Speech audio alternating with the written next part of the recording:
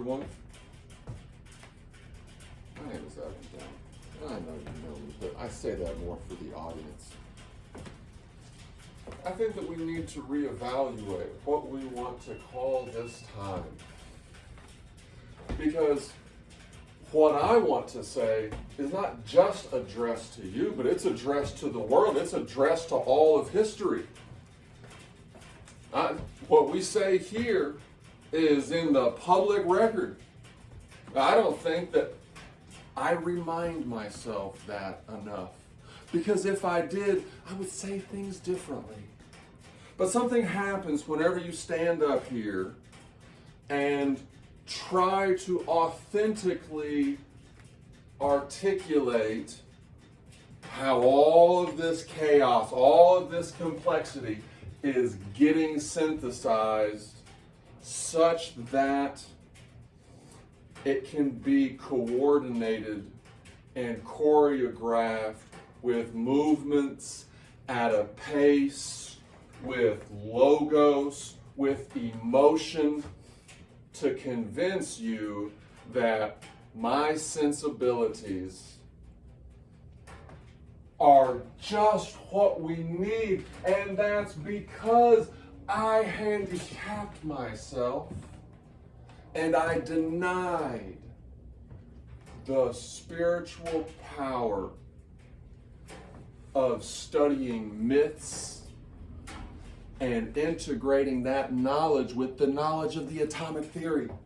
I have yet to hear anyone come out and say that the atomic theory can give you an amazing spiritual substitute that goes even beyond the idea of religion. It looks at the aspect of religion in human thought. Theology is a branch of all knowledge. And the uThrones system, I think, is going to become like a handbag. A handbag could be a uThrone in that it's a little bit of a load that can be manipulated in these three sectors of movement: below, eye level, shoulder level, and above. But you get something different when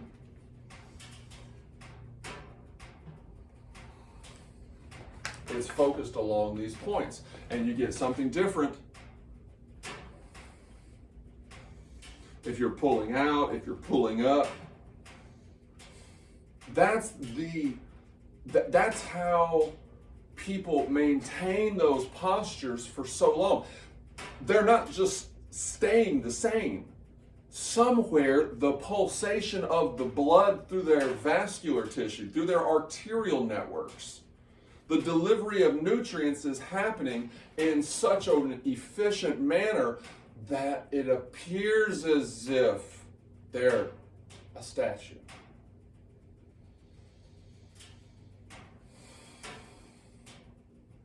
And because their alignment is so perfect,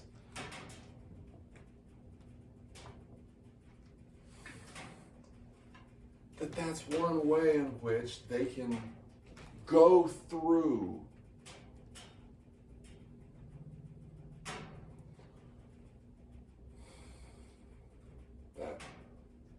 that period of time of miming and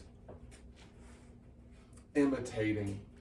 That is something that is powerful. That is something that more of us need to be doing. Why? Because it's a sign of respect for experience, which contains within it a certain level of humility.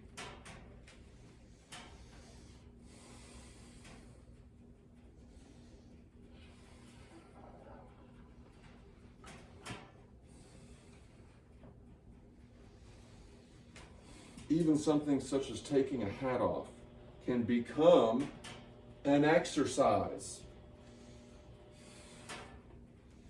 Do you see this?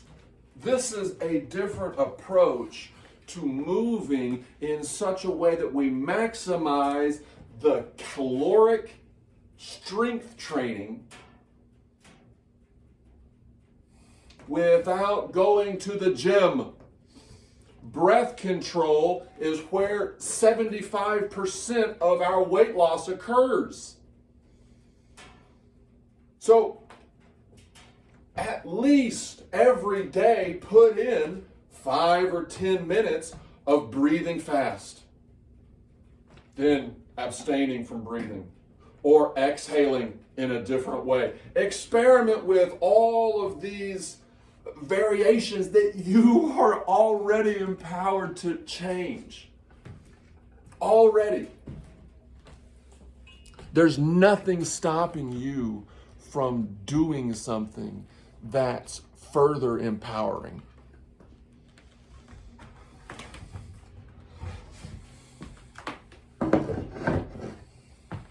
Hey, the king of the jungle is down with uThrones.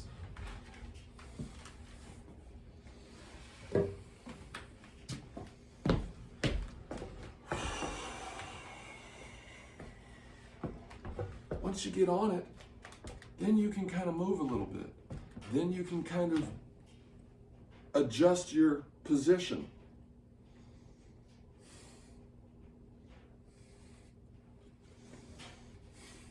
Subtle movements. Subtle. It's the nuance. That's really where the power is. It's the nuance.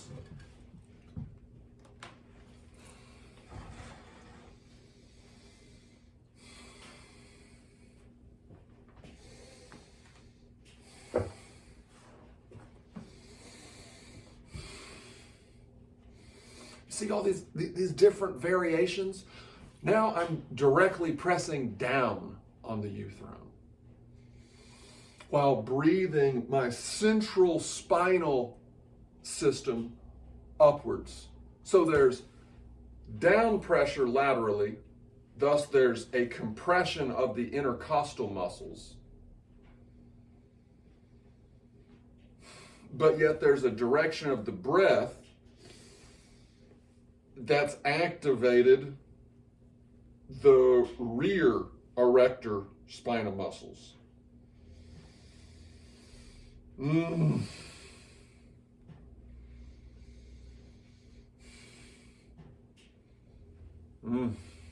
See, there are positions on your body and around it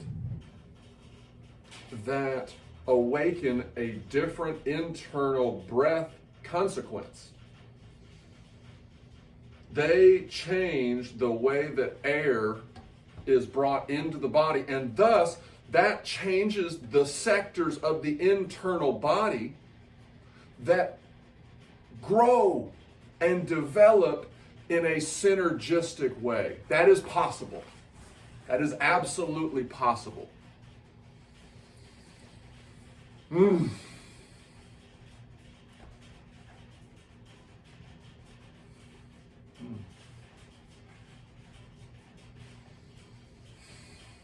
come up and do the exact same thing.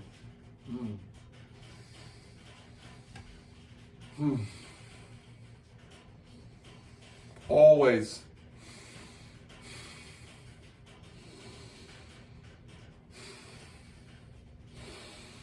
It's almost always nasal breathing. Nasal breathing, nasal breathing, nasal breathing.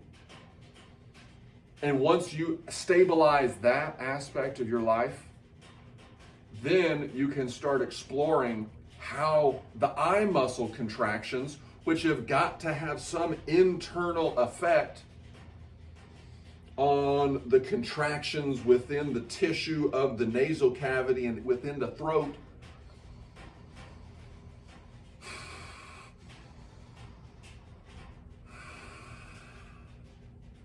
Something is being changed.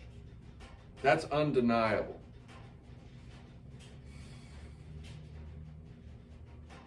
And what is change, if not variation? Different positions have different consequences.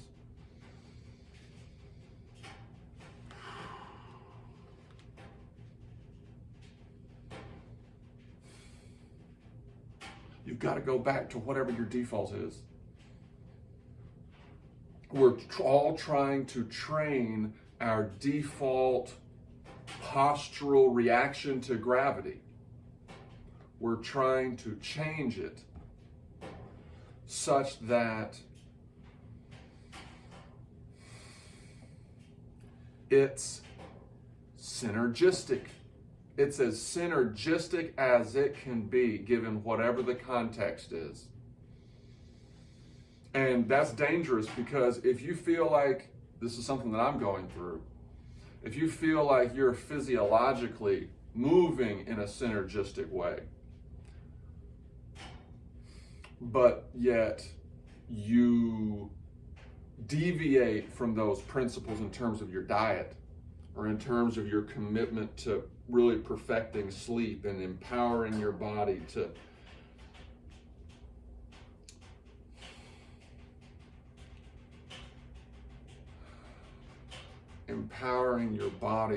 heal itself as best it possibly can.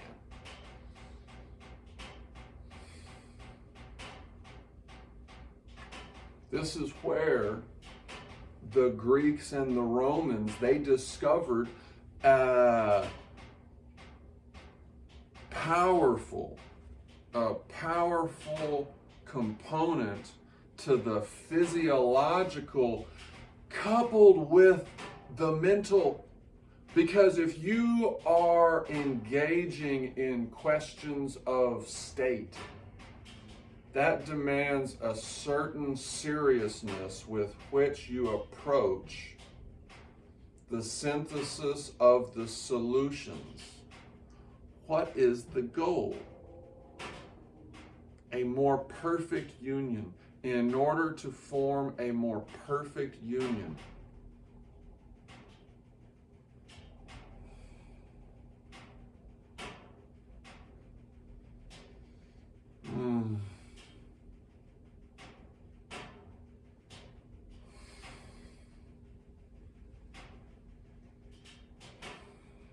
when you know something well, they say, I know it like the back of my hand.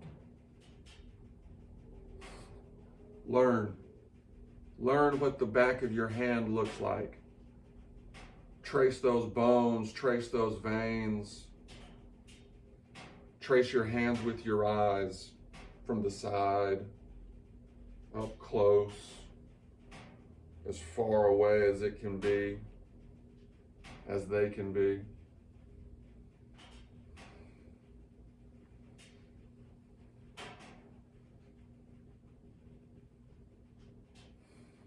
The eyes and the body can be used in ways that are synergistic when their activation is balanced. Only you can truly determine what that is. Only you can feel what's balanced and what isn't. But our behavior also demonstrates how balanced we may have been in actuality. This is my expression of a perfect union with gravity, with the world around me, and with the world within me. That's what a focus on the power of breath does. Because you are now learning how to control its internal effects. You can expand it at the same rate. You can expand it up and then out. And then you can move it to the side. How? By these subtle changes in